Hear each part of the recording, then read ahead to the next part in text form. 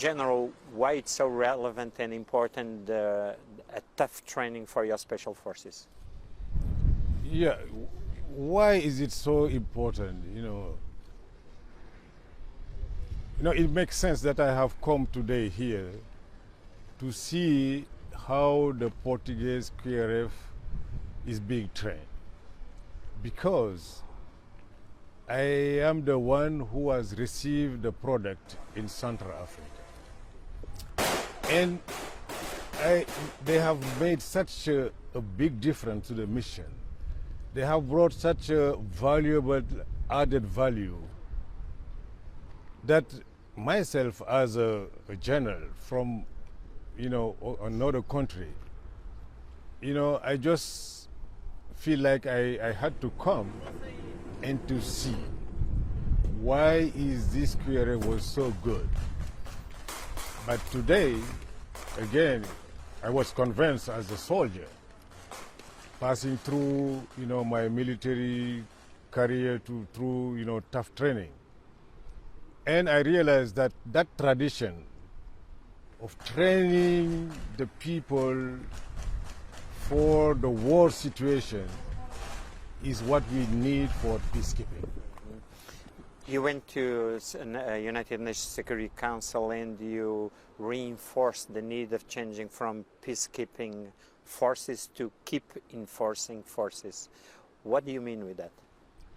What I mean, all of us, we have seen in the past year that, what we used to call peacekeeping mission, we have lost this past year over almost 200 peacekeepers.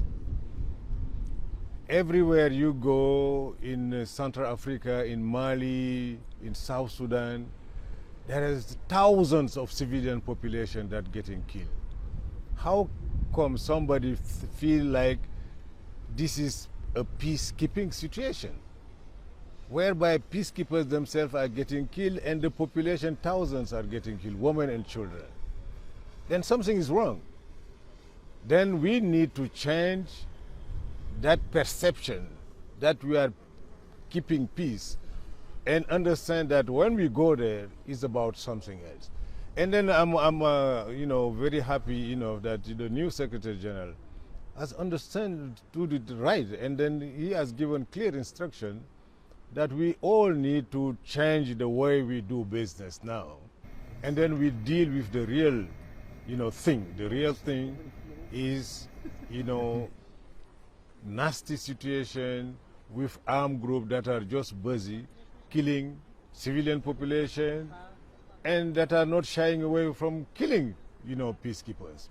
So that is, that overall situation that, all of us, we have understood, years back that something needs to be changed. And that was, the message to the Security Council. And since then, I think the members of the Security Council, the troop contributing countries, they have understood that we all together need to change the way we do business, bring trained soldiers, hard-trained soldiers to help, deal with the situation on the ground. Before Central Africa, you were based in Darfur, having more or less the same role. How do you compare both? Let me tell you that, the situation in Central Africa is, a bit, more difficult. Because, the dimension, the community dimension of the conflict. You have, people that used to live together in the same village, in the same town, that, all of a sudden, rise up and then start killing each other. That part of, the situation is making it difficult because you don't have the capability to foresee what's going to happen. And when it happens, it goes, too fast. And before you react to play the firefighters, a lot of lives are already lost. And, it's making it, pretty concerning and more difficult than Darfur. Because Darfur, you could see. If you use your brain wisely, you can foresee what's going to happen next week, what's going to happen next month. But in Central Africa, it's not possible. So that makes the real difference. That is a very tough situation. It's probably one of the most dangerous positions for blue helmets in the world nowadays. Would you agree with that? Yeah, one of the, yeah, you're right. You know, Mali, Central Africa, really those are areas where, you know, peacekeepers are really in danger. How do you evaluate the Portuguese contingent contribute to your own staff at this stage?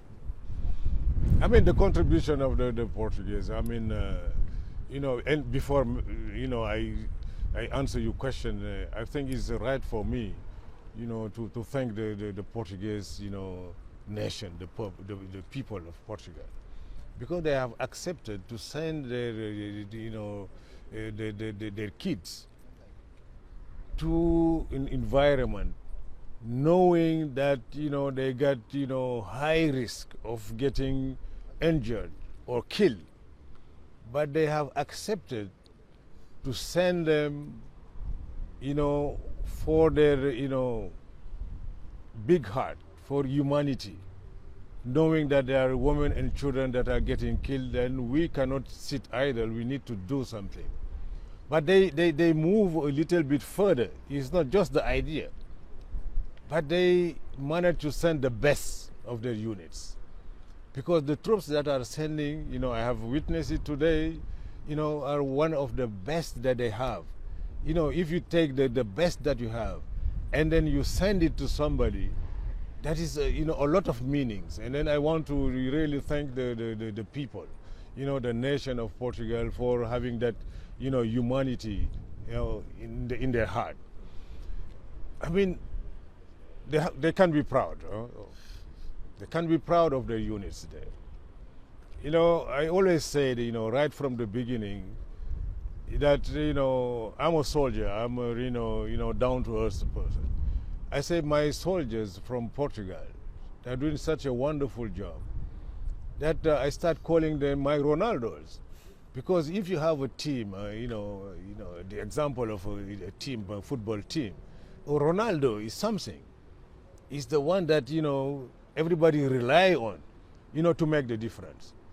So my military Ronaldos are making the difference. So just to give you an idea, then, you know, how valuable so they are for the mission in Central Africa. And then really, I think the Portuguese, you know, nation, you know, can be proud of what they are doing. But they have achieved that because, you know, the training is the right one.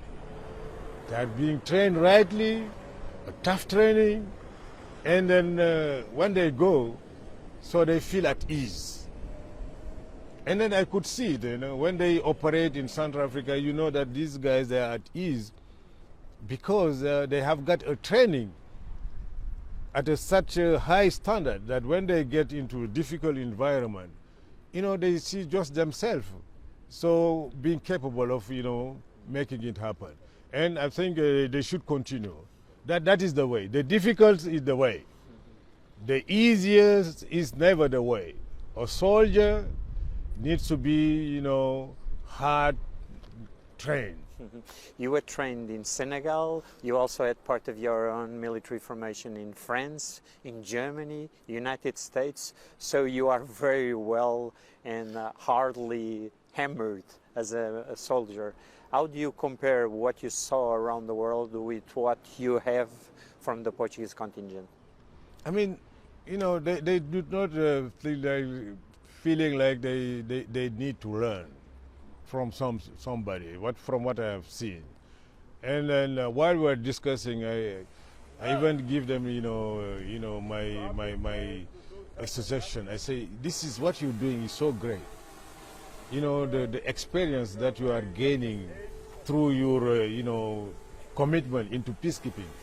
Because let me tell you something. I think Portugal is the only Western, you know, country that is having troops, combat troops in peacekeeping now, under the United Nations. All other countries are doing on their own, but for the Portuguese, they have accepted to join the club of the United Nations with their combat units. And that experience that they are gaining through, you know, what they have done in Central Africa, I think they need to build it, to consolidate it. And I think they can even train some of the Western countries. because, you know, they have learned, and from the training, the classical training that they have, so they join both of them. I think they are good to go to be capable of training other countries, to have a QRF that can get the job done in the context of the United Nations.